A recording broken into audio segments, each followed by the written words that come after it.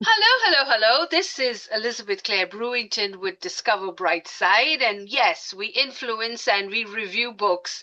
And I'm here with one of my favorite authors, and we will definitely be featuring her book this month and all through summer. I think it makes a fantastic summer read. I'm here with Tamara, and she is a genealogist and debut author and spent over 25 years researching her family story. She's passionate about uncovering hidden family histories and inspiring others to transform their own personal ancestral stories into narratives that endure. Tamara lives in Georgia, and her family holds a background in biology and occupational therapy. Mhm. Wow. Yes. Welcome. I know a lot of people want to write about their ancestors, and so this Yes. would be a great interview to watch and learn and connect with Tamara. So tell me first about you and share your story, and then we'll get into the book. Yes. Well, thank you so much, Elizabeth, for having me on your show. This is just fantastic.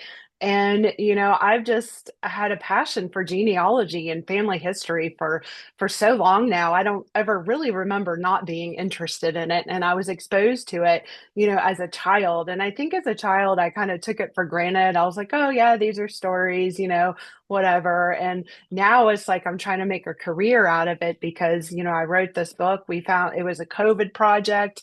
My mom kind of rediscovered her mother's diaries, and they're written in Russian from 1920, century old diaries, 5 volumes of them written in a little composition book right here. There's the first volume. And so it just started out as like a COVID project, like giving us something to do, kind of to pass the time. And and at the same time, kind of parallel to this COVID project, my father was starting to kind of show some signs of dementia. And so I think it really helped my mother and I bond to each other and, just have kind of a sense of purpose and kind of keep us sane with, with doing something productive. And meanwhile, I would ask my father questions about his side of the family. This book is on my mother's side of the family. Um, but yeah, so basically, we were translating the diaries. My mother's fluent in Russian, actually, both my parents. But she translated it. I kind of managed the editing and everything. And, as we delve into it, my grandmother wrote about two specific young girls. She was 12 at the time when she was on the ship. She lived, right, just to preface you, she lived on the steamship for 18 months in the Black Sea. And then once they evacuated finally the Crimea, they came up the coast of the Adriatic Sea. But yeah, she lived on this steamship for 18 months and wrote about it. And, it's a firsthand experience. And, as we delved into it and we researched who these people were that were on the ship with her, I discovered the granddaughter of one of her best friends on the ship. And I realized that at that point, it wasn't just my story to tell, that this is a story that needed to be shared because, at one point, there were 7,000 people on the ship, evacuating the former Russian Empire on November 14th, 1920, when the steamship only has a capacity to accommodate about 1,500 people. So, the ship was going back and forth, and it was a miracle the ship even made it out of the Black Sea. Um, but anyways,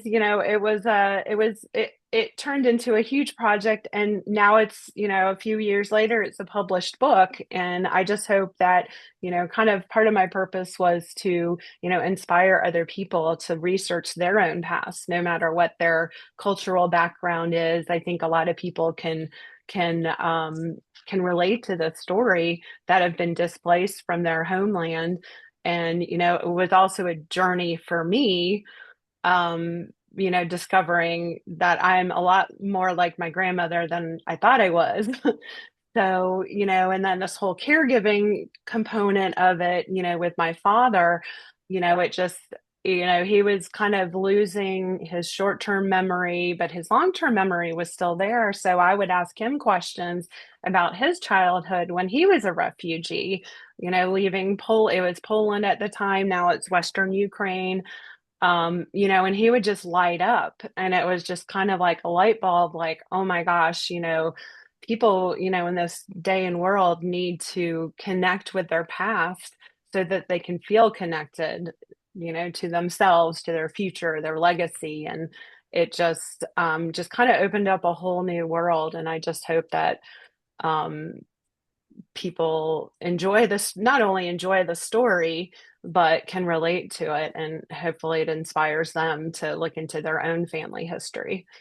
So that's my story in a nutshell. The funny thing is that this story is so real even today, because even Yes, today people are being, moved around as yes, refugees, and because of the political climate, yes, some people are just moved from country to country and yeah, put in war camps, then brought back to yeah, the United States, then yes, shipped out.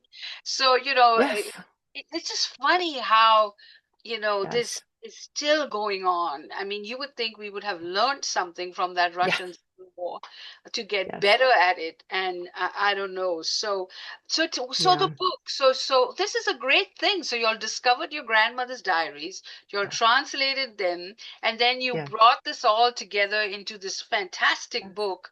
And yes, so tell us a little bit about the book and what readers can expect to learn. And I think this is great for summer. This is a great summer book to read on the plane, or if you're yeah, traveling, or you just want to just sit on a hammock in your garden and yes, yes. after your hard work, and just read a nice, relaxing book. Yeah.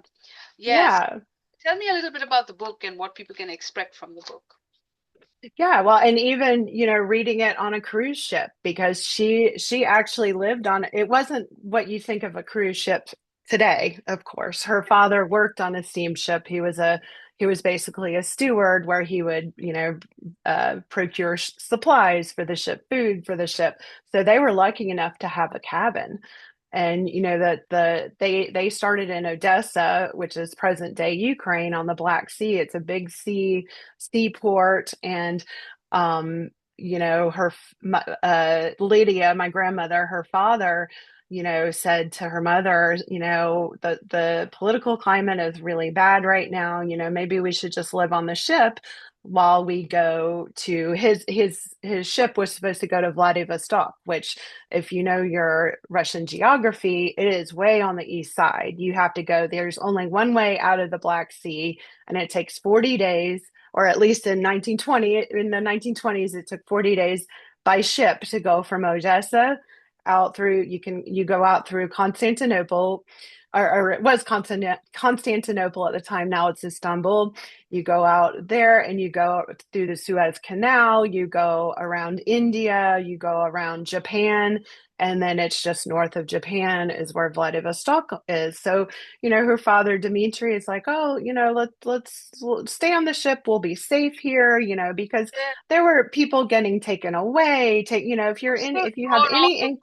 Yes, yeah, yeah. I mean, if you have all any that going on. inclination, yeah, exactly. He's like, we have a cabin, we've got everything. So and I think this book is unique because it's told through the eyes of a child. It's me telling the story of my grandmother, and she was just 11. She I think she had some inclination of what was happening, but I don't think she really truly understood exactly what was going on, because she wrote about, to her, this was just an adventure, and it was an incredible adventure. She loved going to new countries, she had iced coffee for the first time in Alexandria, Egypt, and she wrote about that. And she's like, it's just so, she saw like palm trees for the first time in what is Montenegro. It's kind of a freshening view of firsthand, because you read about the history in the books,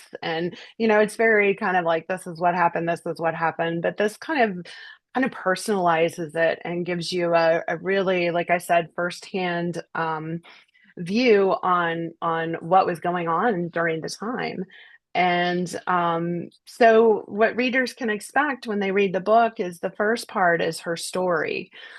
She did not start the diaries until a year after she was already on the ship. So I had to do the research, go to the archives, or I had someone go to the archives for me. We found a crew list. We found a list where, I basically made an Excel spreadsheet of the timeline of where they were. So I was able to um, figure out kind of within a few days or a week, where they were during that first year. And it was pretty exciting to put all the pieces together because I've always loved puzzles. So, and then in the back, I have an appendices that has the crew list. So if somebody does read this book and is like, oh my gosh, my grandmother or great grandmother was on this ship and they Yeah. find their name, like I would love to connect with more people, descendants. Unfortunately, I started this project too late because most of the people have passed that were on the ship. But perhaps, they shared their stories with their children and grandchildren, and maybe, somebody else will come about and, read the story and be like, oh my gosh, we were on this. And my grandmother mentioned some recipes that her mother would make Yes, once I they. saw that. Yes. Yes, yes. So I have some family recipes on there for traditional Eastern European Mm. dishes that were, some of them were my favorite, some were not, like the herring. I did not like the herring, but apparently my grandmother that was on the ship, that was her specialty. And she hand wrote the directions out for my mother because I think my mother was going to make it once for Easter, and it was just funny how she described it.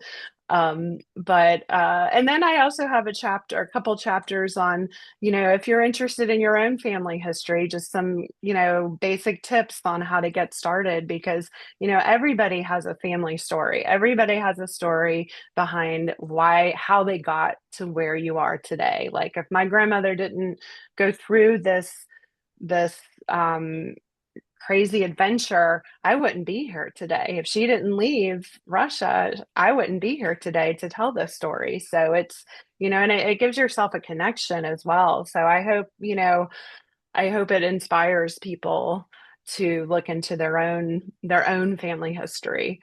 Um, but yeah, so and then I have photographs in the book as well. And, you can go on my website and look at the pictures. They're in color, but not really. They're like sepia kind of color, and I did try to color some of them.